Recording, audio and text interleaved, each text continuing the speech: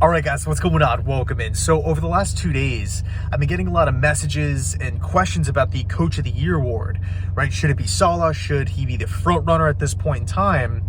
And I thought to myself, you know what? I really want to make a video out of it. I just want to get everybody's take, everybody's opinion on this question. And look, let's be honest, there's still so much football left to be played. So much football. I mean, we've seen crazy things happen in the NFL. We've seen teams start fast and then bottom out, finish middle of the road, right, middle of the pack, right around that 500 mark.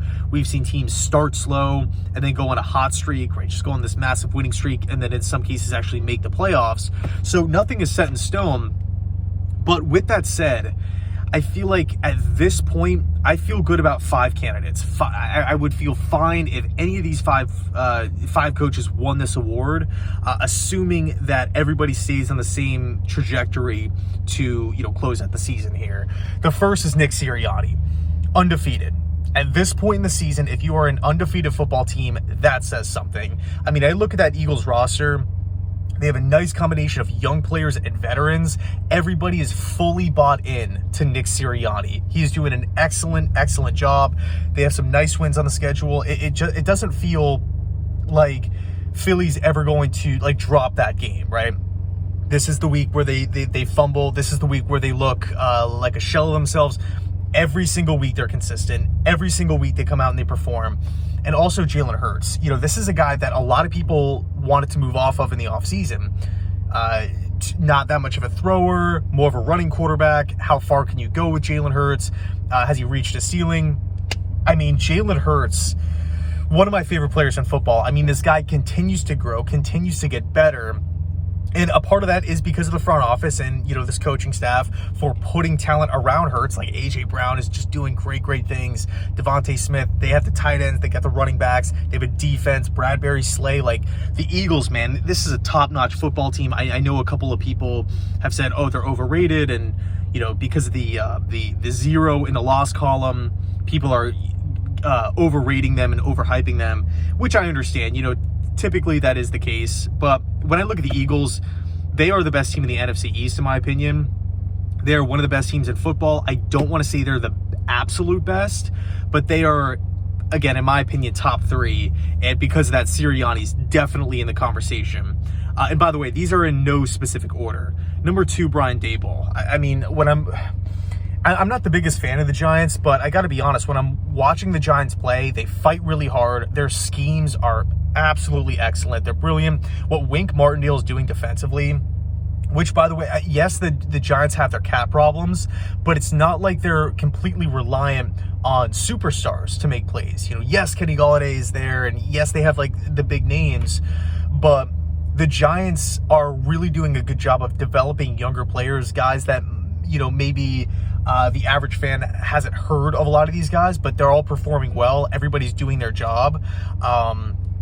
A lot of fun to watch. These games are not crazy high scoring. It's not like Big 12 or, like the Chiefs and the Bills where they're just putting up, racking up 40, 50 points a game. Nothing like that. These games are kind of messy. They're sloppy, but the Giants are finding ways to win. They're coming back in the fourth quarter, much like the New York Jets. And, this is also a football team that's winning a lot of games with virtually no passing attack. Daniel Jones through the air, these wide receivers, they just moved on from Tony. This Giants football team, again, they're running the football, they're playing good defense, and they're making big plays in critical situations. That's how they're winning games. That is how. They're not getting lucky with, pass interferences and, their quarterback just throwing for 400 and stuff like that. It's crazy to see a team win this many games with virtually half of the offense just sliced off. I mean, Daniel Jones, this wide receiving core, they're not striking fear in opposing defensive coordinators. They have not proven it. The production is simply not there, but yet they're winning games. So Brian Daboll, definitely in the conversation. Number 3, Kevin O'Connell.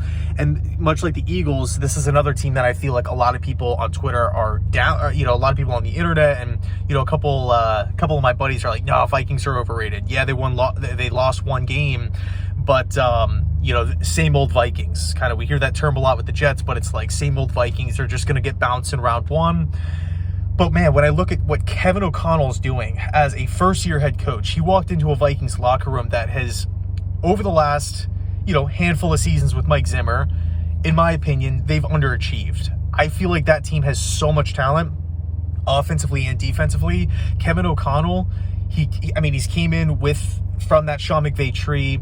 I don't want to say he simplified everything, but I think for whatever reason, Zimmer.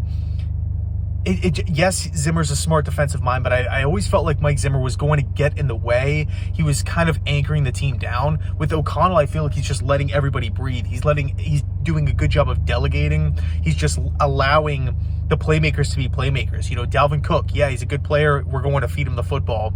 Adam Thielen, Jefferson. Jefferson has totally taken the league by storm since he's entered the NFL. But this guy cannot be stopped. When I look at how the Vikings, they don't have like a ton of super impressive wins on their schedule, but one loss, they're getting the job done.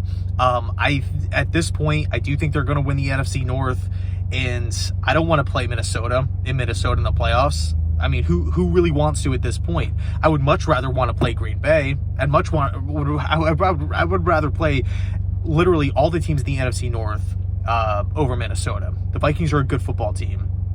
They have a couple question marks, pass defense, cornerbacks, although I like Dantzler. But Minnesota, I'm not sleeping on them. Coach number 4, Pete Carroll. Pete Carroll, in my opinion, man, he's doing such a good job. Such a good job. This was a team that a lot of mainstream media, everybody had the Seahawks picking first overall in the draft. They're tanking. They moved on from Russell Wilson. They moved on from Bobby Wagner. Pete Carroll, he's probably going to retire. Why is he coming back? They're really starting Geno Smith. They acquired Drew Lock. That's not going to work out. It's, criticism after criticism. So much. The Seahawks endured a lot this offseason with a lot of negativity, right? A lot of receipts, if you want to, bring it back to the Jets here. The Seahawks, they're shutting a lot of people up. Geno Smith having a career season, super efficient, scoring touchdowns, racking up first downs like crazy, not turning the football over, completing a ton of passes. Their entire rookie class looks light years ahead of tons of rookie classes in the NFL. Tariq Woolen, Kenneth Walker, Charles Cross. The Seattle Seahawks, yes, they have their veteran players making plays, leading this football team, guys like Geno, guys like Lockett. But man, this rookie class is so exciting. If you are a Seahawks fan right now, how could you not be excited? This team traded away their 2 cornerstones in Russell Wilson and Bobby Wagner. And they are compare the Seattle Seahawks to the Denver Broncos. And by the way, Denver is not just Russell Wilson and co. Denver is one of the best defenses of football. They have weapons for days as well. When I'm looking at Seattle and what they're doing with the players that they have, it is unbelievable. So Pete Carroll is definitely in the top 5 for me. And last but not least, Robert Saleh. I'm a diehard Jet fan. I will always ride with the New York Jets, but I got to call it like we see it. Over the last handful of seasons, they have been an absolute laughingstock, finishing in the bottom 5 every year. 2 wins with Adam Gase, 4 wins last year. It's been rough. It has been rough. Worst defensive football last season. The Jets were not in a good spot, especially coming out of that Gase era. Not at all. But this season, the Jets have 6 wins. And they have one of the best defenses in football. They're winning football games away from MetLife Stadium in Denver, in Lambeau, in Pittsburgh. They just took down the best team in football, in my opinion, in the Buffalo Bills. Granted, the Bills were hurt, but you know what? So were the Jets. This is a Jets squad with so many injuries with Breece Hall and Mekhi Becton and Fant and Max Mitchell and AVT. I could sit here for 15 minutes and talk about the injuries alone. We're seeing young players really emerge onto the scene. Sauce Gardner, Michael Carter's having a really underrated season in the slot. LaMarcus Joyner is a veteran, but he's looking like he's found the fountain of youth. He's coming off a season-ending injury last year, hardly played. I believe only played in 1 game a season ago, and he's out there. Little rocky start to the season, but he's really done a lot in the back end of the defense for this all-brick and Saleh-led squad. CJ Mosley, still a tackling machine. In fact, I actually got a autographed CJ Mosley jersey right here. I'm just about to ship it out. Quinnen Williams, playing at an all-pro level. one of the biggest things that, in my opinion, one of the biggest traits about Saleh bringing him over from San Francisco was the fact that he could develop defensive linemen. We saw that throughout his time in San Francisco. And we are seeing that with Quinnen Williams. Of course, 3rd overall pick. Some could argue, hey, he should have been doing this a little earlier. I've gotten that comment a lot, like, yeah, Quinnen's, doing awesome things this season, but look, he was a 3rd overall pick back in 2019. We should have seen this maybe a year or two ago. Up for debate, for sure. Up for debate. But you know what?